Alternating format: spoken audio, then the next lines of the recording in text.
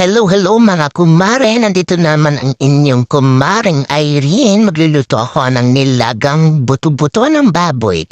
Pagsamasamahin natin ang baboy, tubig, paminta at maraming asin para magkasapit tayo sa bato. Charing! At ayan, pinahuluho na siya. Pwede na nating ilagay ang mga sibuyas para may aromatics.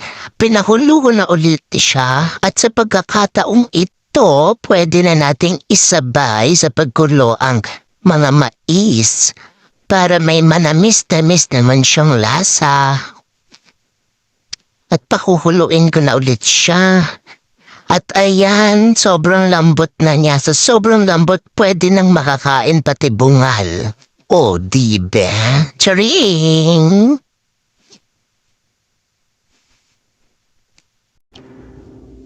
At dito, pwede na nating ilagay ang mga pechay.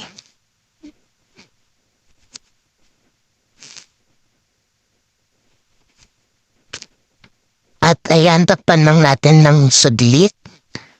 At dito pwede na natin siyang hanguin. Napakasarap. Thank you for watching mga kumare. Until next vlog. Bye-bye.